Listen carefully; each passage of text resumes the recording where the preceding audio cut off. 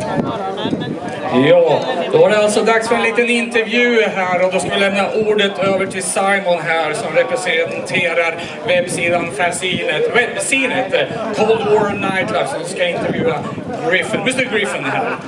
Take it away, Simon. Tack radio virus. Okay. Everybody, hello. I'm Simon Helm from Cold War Nightlife. With me is Mr. Brian Griffin. Brian is the photographer who did the first 5 Depeche Mode album covers, as well as the cover for Love in Itself, if you have the original 12-inch. And he did the video for Only When I Lose Myself. He's very plugged into the world of Depeche at a very important time in their career. And Brian has been, I can speak on your behalf, I think, this way and say, really appreciating the hospitality of everybody in Gothenburg and at the festival, and it's a really great thing to be able to share some time with you, Brian, and talk about some of the things that you were working on with Depeche Mode.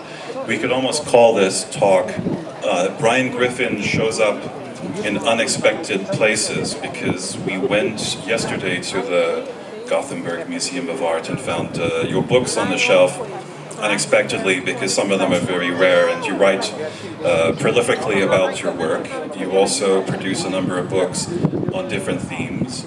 The number one thing to show you at the moment is the book Black Country Dada 1969 to 1990. So we don't have a lot of time to cover your career, but it's all, as they say, in the book, and that's available from your website. People can go there to find a copy.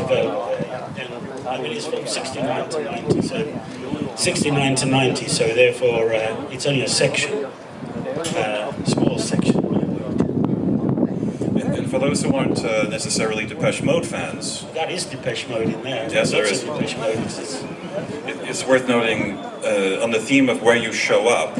If you look on the back of a number of your records, if you're an Iggy Pop fan or an Echo and a Bunnyman fan, or have Ian Dury or Elvis Costello records, you will probably also find photos by Brian, because he's been working for a number of the major labels in the UK and doing international commercial work as well. So all of that comes out to the books, and it helps to bring us up to the most important place, which is My Secret Garden, and now you've appeared here unexpectedly as well. And it's worth maybe starting from the point where you met Daniel Miller. And so 1981, can you just maybe set the scene for us and tell us how you came to his attention and what got you the commission for Speak and Spell? Well, I mean, it's a pretty straightforward, boring situation, really. I had an agent that was upstairs from Daniel Miller, who was downstairs. Daniel Miller had a little office in a street in central London. It was called Seymour Place, and he was in there. It was just almost like a kitchen in a way. It was not much bigger than a kitchen, and he had 1 or 2 people working with him, and my agent was upstairs. I used to go past Daniel. There's somebody downstairs. That was Daniel Miller. Oh, go upstairs, and then my agent said, they would like you to do an album cover. I said, oh, who's downstairs?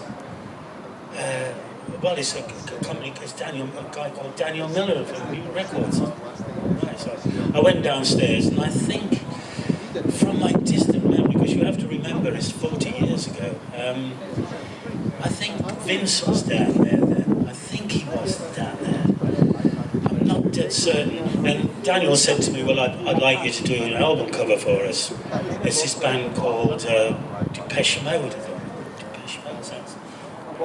Sorry, like a fashion company. Anyway, and he didn't tell me what he wanted or what he wanted me to do or anything. He just said, do an album cover for me. So I just went off and found a swan and stuffed it in a plastic bag. I don't know. They all hated it. They absolutely hated the cover.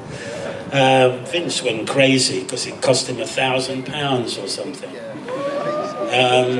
which was quite a bit of money back then in 1981, whatever it was. Yeah, and and yet everybody now really loves it. It's one of my most popular album covers, really. Anyway, what do you think? An extension of? Talk about an extension of how I did it or anything like that. Yeah, we should mention just in passing that a number of the images, including this image, are available for sale at the merch table. There's a special edition that the festival has commissioned as art prints, and no one else can get this. This is only through the festival in this form. But the first one, obviously, as you said, it's not a plastic swan, is it? It's an actual stuffed swan. It's a stuffed swan, yeah. I got it from a taxidermist in London, and put the swan down. And I used to use. I can go into all these details because we're going to do another hour, aren't we? Upstairs, we'll show all the images and everything. Up in heaven, we're going to heaven later on. We're going to heaven together, and I can talk about the techniques and everything like that. Plus, offshoots from all the albums and lots of stuff. But anyway, with this particular image, how did they react to it when you presented it to the band and to the label? I can tell you that most of the bands reacted to my work like, oh my God, it's awful. We've got to use this album. It's cost us £1,000, cost us so much money. We've got to use it, you know. So it was a bad reaction. It wasn't the only bad reaction I had, because I had two bad reactions with Depeche Mode. I had bad reactions with Echo and the Bunnymen, who are another of my bands. I had bad reactions with everyone, but it seems to have gone away, the bad reactions, over the years. But anyway, Simon, what do you think? This is obviously where a lot of people started. Yeah. And what I'd done before that, would you like me to mention that? If you want to tell the story about how you came really to be in a position for Daniel to hire you and what you were doing, that would help too. Yeah. Some waving at the back. Hello. I came because I did. I came. The first album cover I ever did was for Stiff Records, which was Graham Parker's Barbarella. The second album I did Joe Jackson's Look Sharp album, which became it's more famous than Joe Jackson is, in fact. I remember being on the street in New York, you know, and was it number 6 or something in the Rolling Stone? Anyway, don't want to talk about how great my albums are. It's just that I was on the street in New York and this woman came across the street and kissed me. I thought, oh, what you did that for, you know? She said, because you did the Joe Jackson cover, Look Sharp. I said, well, how did you know that? I don't know where she just went off. And then after that, I did Iggy Pop's Soldier. Iggy was crazy. I mean, I just had a crazy time with Iggy. I mean, I could talk about Iggy for the next hour. What he did to me, what he asked me to do, what he did to me psychologically, what he demanded from me. I didn't want to lie on top of him in a body stocking. I really didn't. You know, I refused to do that, but I still had to film him in the nude in the bathroom. You know, because he always in the nude, isn't he, Iggy? You know, he always likes to be in the nude. He's a very beautiful man, a very beautiful physical man.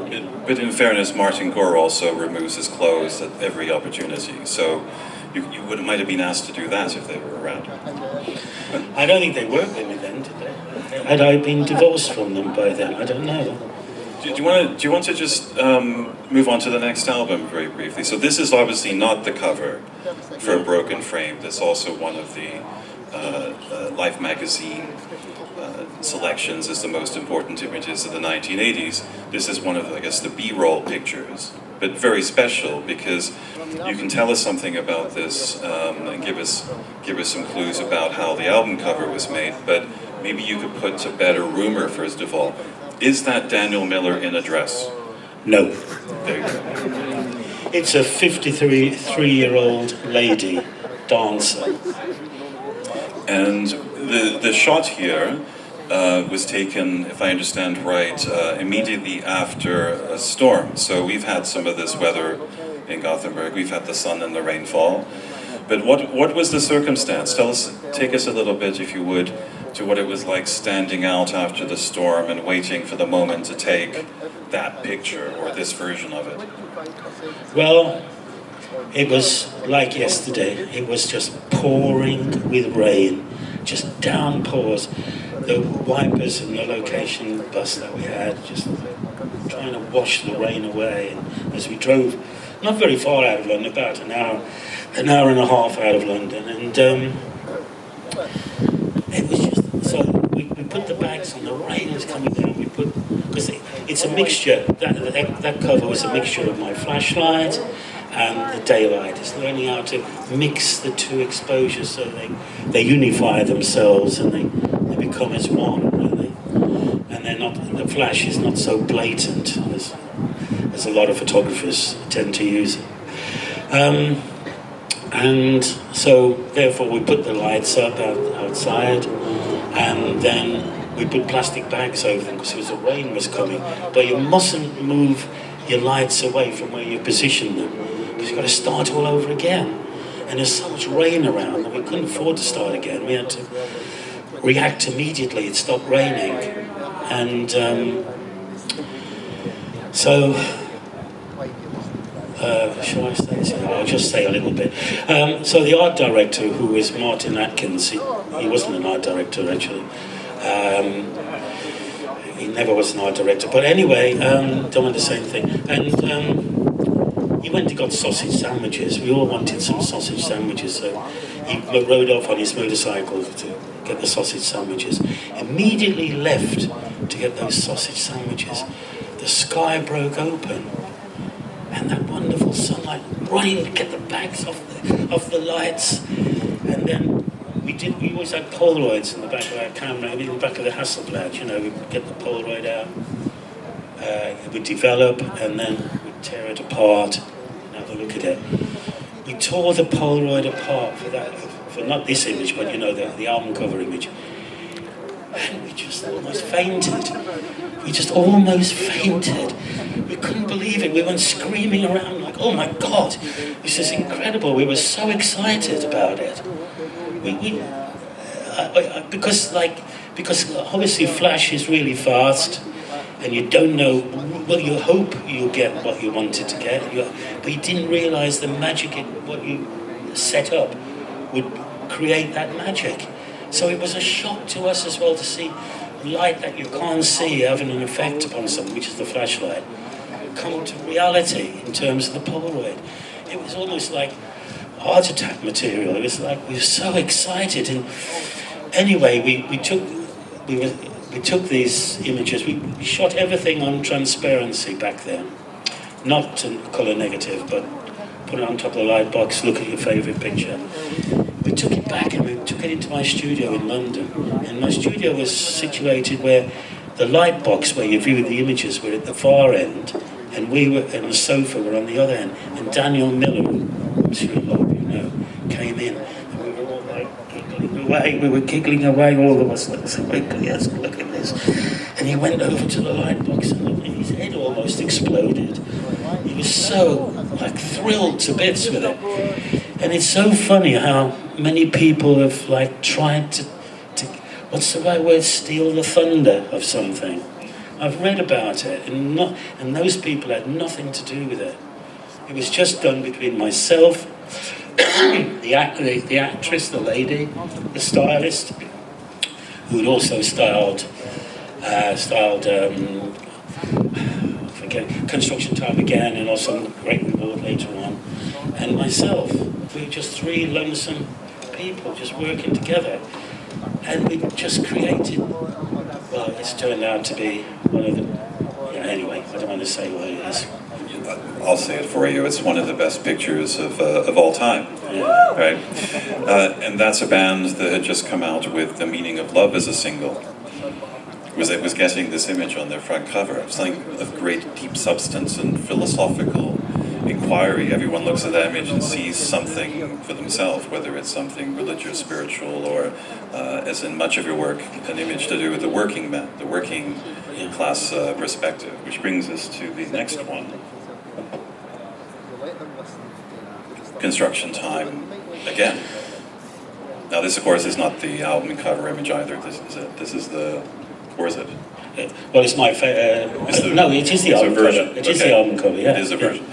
So here again we have the man with a hammer, and he appears to be trying to destroy the Matterhorn, which is a fairly big job. Can you tell us a little bit about how that came about and, and the discussions that led to that? Yeah, it's it started off. Everything starts off from southeast London, a borough of, like we call each part of London a borough. They're broken up into boroughs. And my studio is in the borough of Rotherhithe, and in Rotherhithe we gathered a sledgehammer together, and we gathered like the blacksmith's outfit, well, the leather apron, and we took all this, myself, my assistant, but my assistant happened to have a brother that fought in the Falklands War against, unfortunate Argentina, and he came because he was great. He was like really strong, really fit, and he plays the part of the man with the hammer. And we went on a flight to Switzerland, and as we got off, we must have had quite good airfare tickets, because we got off the plane first, and we got to the luggage, where the luggage was, and we took this sledgehammer, a black plastic bin liner, we call them bin liners, and it came crashing down onto the carousel, bang.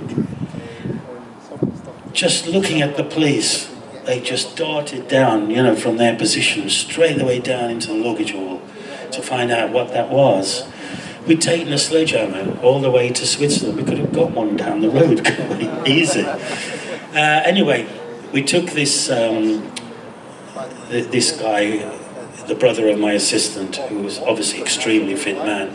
He was in the parachute regiment in the war against the Argentinians. And he plays the model, so there's no secret in the model. He's just a normal, everyday soldier at that time, or past soldier. And so it's not Alan Wilder or anybody like that. What else can you remember? What else was to it? So one of the things that might be interesting to people who are interested in the photographic arts is, of course, none of this is done with Photoshop or with post-production, airbrushing. This is all done in the box. It's all done in the camera, every part of it. There's nothing added, nothing played around with, straightforward. Anybody could do it. Any one of you could take your camera and do it. It's as simple as that. Just need the knowledge, really, and absolutely. And that's what's wonderful about it. It's just the old analog days, roll of film, and I never took many photographs actually. But the one thing I can actually say is that this is my personal favourite. I got so many great photographs, and that's why Simon found it a little bit confusing, that image, because there's so many good images, which this is not the best one actually, because I didn't have a choice I have to say this as well, I'm sorry. I didn't choose any of the images for the covers of Depeche Mode. It was left to the record company, and Daniel and Martin Adkins, they chose the images. But there is a better one, I think, in my personal opinion, than that album cover image that they used, And we'll have an opportunity to see some of those perhaps a little bit later. We've got them all upstairs and can show you a whole projection of the work, So when, again, the band was presented with this, did you get feedback? Did they say to you, this is what we're looking for? Did they ask for this in advance? Were they looking for a man with a hammer? Or were they surprised when you gave them a swan in a plastic bag? It's so funny. England's really the worst place on earth to be a photographer. Oh God, no one pats you on the back, no one thanks you, nothing. It takes many years, say to today, to see people that are interested in what you did. You operated in a vacuum virtually. No one, obviously a Broken Frame became really famous, especially at the end of the 80s. But no one ever gave you any credit for anything, just went on to the next one. It was really quite a lonely feeling, actually.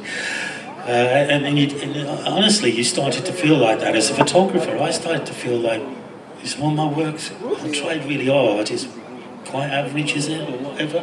Never really felt great about anything, because they didn't make you feel good. We can ask you about the next one then, because they still kept commissioning you. Yeah. You were still in Mute's good books.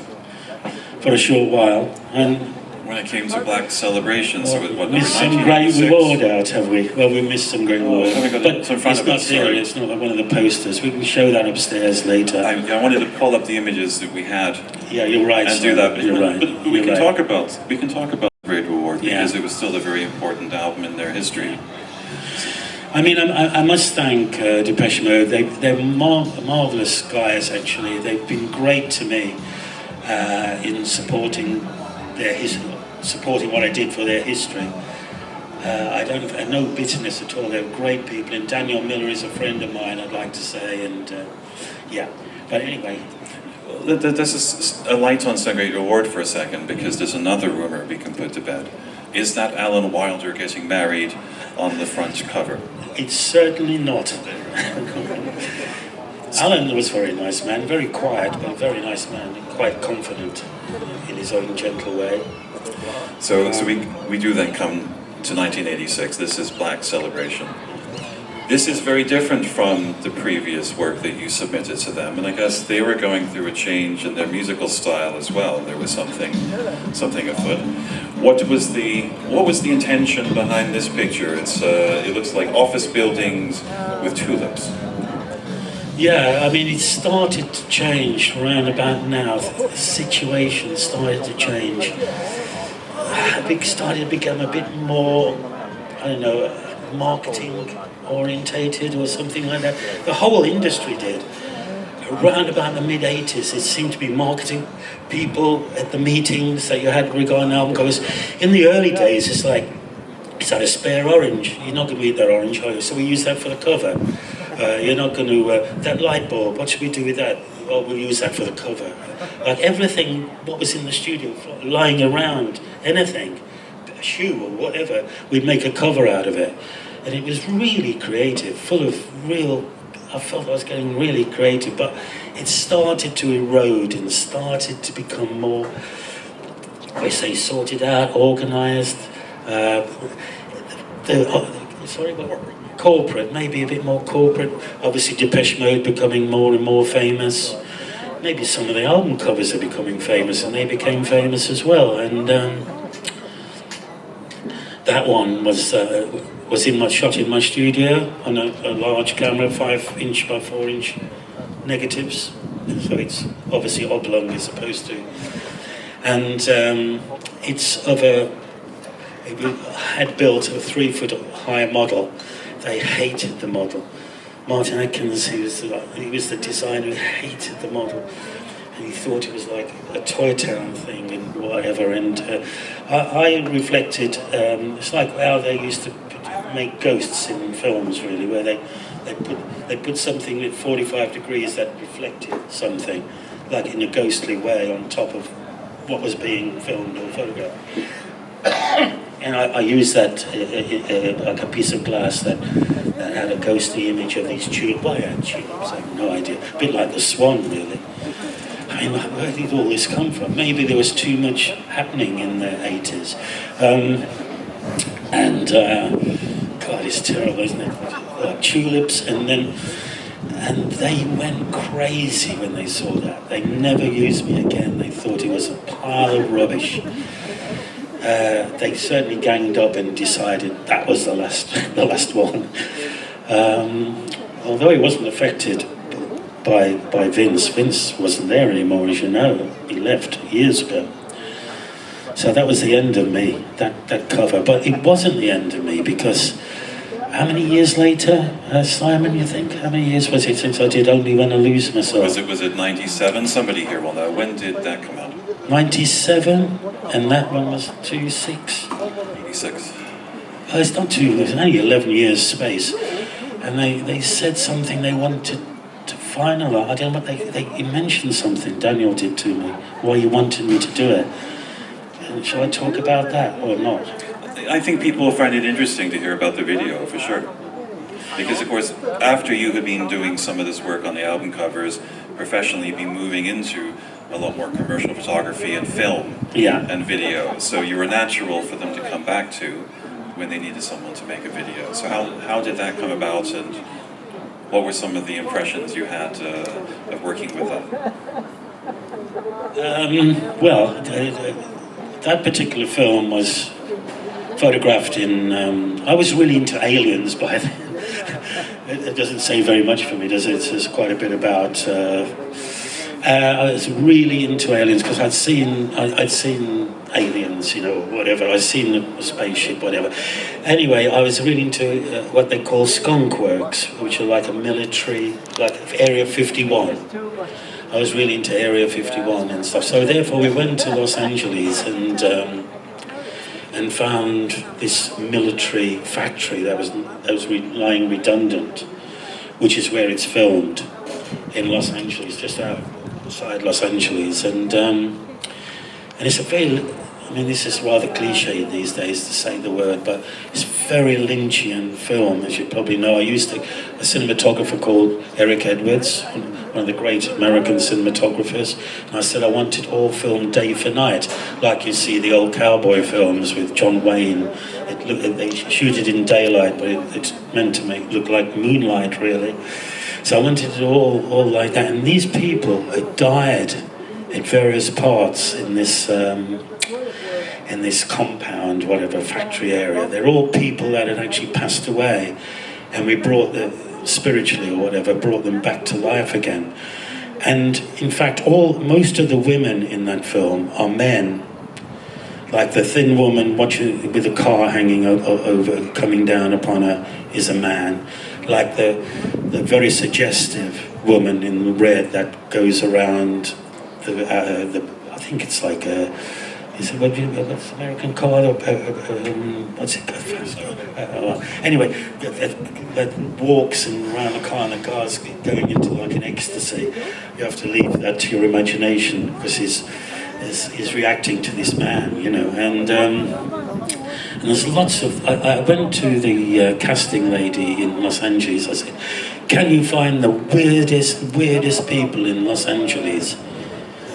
Find the absolute weirdest. I mean, God, what a place to go. I mean, the multitude of them. You have a lot to choose from. It was like really weird, and I filmed it day for night, and then I brought it back to London, and then I had another situation. They went crazy when they saw the film. They went, Christ almighty, what have you done here? And they chopped it to ribbons, but it still didn't destroy it. People still see the essence of that movie and find it interesting. And of course, after you had done that, you had Anton Corbijn is more or less installed as the main artistic director for the band. And he came up really, didn't he, a bit in your slipstream. So the images that the band was working for previously, with a plastic swan, with a man chopping down the Matterhorn with a hammer, or climbing up a tower, those kind of vanished, and it became a lot more abstract, a little bit different. And in his movies, he was going for a different kind of look. Did you ever have a feeling about the way the band was being represented, or did you have an idea about the true Depeche image, having worked with them on those important albums for so long? Without being critical, and you don't need to, of Anton's work, but did you have any feeling about what Depeche was, or what they should look like? No, I mean, I just divorced myself from the project as a professional. You know, someone else now has taken over, both Echo and the Bunnymen, the same man, of course, both Echo and the Bunnymen, and both Depeche Mode. He got the job. Instead of this garage doing it, so I was like a garage. The garage over the road are doing it now. You know, I accepted it very professionally and was not annoyed or anything. I just accepted it. But it's quite interesting how history has formed itself with the first 4 Echo and the Bunnymen albums, and the first albums by Depeche Mode, people's appreciation of and that's good enough for me. I mean, I feel happy about the respect and what I've achieved over my lifetime with those bands. Have coming up, because of course, as we said at the beginning, we're still working on books. The Black Country Dada book was out. Was it 2 years ago now? 2017. It was launched in Poland. Yeah. In Poland. And you had an exhibition of the book and the work in London. Yeah. And now I understand you have another book that you're working on and is going to be coming out relatively soon. Do you want to just tell us what else you've been doing since you finished with Depeche Mode, and what else you have in the pipeline? Done so much. I mean, I've done so much since Depeche Mode. Where do I start? I did the London Olympics for the National Portrait Gallery. I did the capital city of Marseille, the capital culture of Marseille. I did the capital culture for Birmingham, the city of Birmingham. I did like major corporate projects, some of the major. I mean, my corporate, I have to admit, I preferred to do corporate photography. It was more into my field. It was more surreal, more weirder. Well, I mean, I don't like businessmen now because they wear open neck shirts and they're not really smart anymore, you know. And I loved it. They were very surreal. They fit into my love of surrealism or whatever. And I could get them doing strange things, and it would look really interesting. So I did a lot of corporate work and a lot of advertising, masses of advertising work. And then I became a film director. I gave up photography for 11 years, and that's why I was asked to do Only When I Lose Myself, which obviously was a lead into that. And then from then on, I carry on this century. You know, and as you quite rightly said, I've got a new book that I'm bringing out later on this year, you know, called Gary. Just a normal man that lives locally to me, and yeah, it's quite a weird book, to tell you the truth. Yeah. Will it be translated into Gothenburg language as Glenn? Of what? Will it be translated into Glenn, like for Gothenburg? Glenn? I don't know the joke. I'm sorry, I'm not from Gothenburg. That's fine. Let's go back then to the music, because that was such an important part of your early work.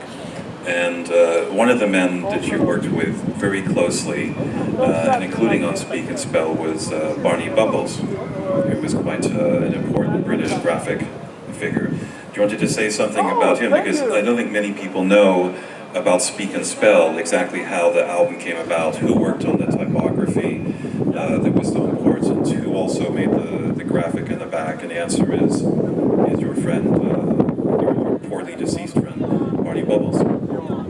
Yeah, I mean, maybe that had an effect upon me doing. Well, I haven't mentioned it, but maybe that had an effect upon me doing Black Celebration. I don't know. I mean, Barney killed himself in '83. You know, it's just really horrible. It's horrible when a friend phones you up and you're working on something in your studio. And I was working on Echo and the Bunnymen on The Killing Moon, the video for The Killing Moon, probably the greatest 80s song, probably one of the great 80s songs. He phoned me up, and then when I phoned him back, he killed himself. It's really horrible, isn't it? But I mean, he's a great man. It's just fantastic. Try and get hold of his books. He's just an incredible designer, just incredible genius. Yeah, and we haven't got more slides to show down here, but we'll have some up at Heaven later on. Yeah, I've got lots of alternatives that we shot.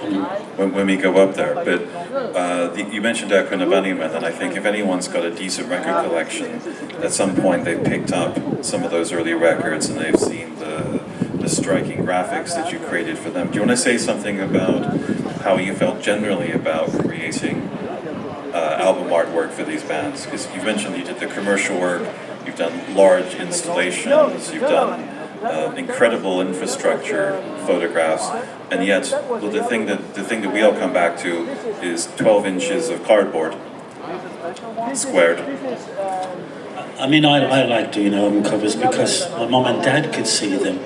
My friends back home could see them sitting in the front of the record shops, 12 inches square, like displays in all the record shops around the country, you know, with your. It was so good. It was a great calling card for a photographer. I personally feel that album cover photography was generally not fantastic. It was okay. I love all the graphic designers and all the illustrators that did some of the great covers. I think they did the great work, and us photographers, we tried our best, and I did try my best on the covers I got, even though a lot of the covers were like nondescript. You've never heard of the bands anymore. My best covers were for people that didn't do anything in the industry, you know, it's really odd. It's such a shame. They were called tax loss artists. Because no one would ever recover the money that was spent making the records. Yeah. And so if you had people in the audience who are in bands, and I think there's a few here, and maybe they're thinking about their own graphic approach, but they have a challenge, which is that they can only make a little box for the Spotify presentation. Would you have any tips for them on how they can best present themselves? Make it really minimal, actually, because, as I said, you know, Joe Jackson's Look Sharp is the most famous album cover, really, music-wise, that I've done. It's and that's really simple, very simple, really simple. Don't overcomplicate it. I'm sorry, because all my Depeche Mode covers are quite complicated in terms of design, but yeah, make it really simple, hardly anything. Like, for instance, we asked yesterday what were our favourite covers, and I said the Pills metal box. Really simple, brilliant. Excellent, thank you. So I'm sure people have some more questions. I'm sure people want to chat with you around the festival. So I guess I can tell people that you're going to be here for the rest of the evening. So there's a chance to catch up with you. You're going to be upstairs also before the presentation of the Gothenburg fan film. So people will have a chance to see some of your other work that you can display graphically, and then approach and maybe quiz you about the inner workings of your approach to photography. And we've already put to bed the myth about Daniel Miller in the dress, so we're not expecting any more of those questions. So is that right? I'm going to talk. Oh no, I'm going to talk about Nickerelastic, aren't I? You know what I mean? I'm going to talk this afternoon about Nickerelastic. If you want to know about the use of Nickerelastic in photography. And that's why everybody refers to that John Fox song as Underpants. Yeah. Yes. Thank you very much, Brian. It's great. I think you want to say something in Swedish, just so people have the same. Vi tackar Brian Griffin och Simon Helm för 45 minuter. Väldigt rolig information. Och Brian har ju jättemycket mer att prata om då.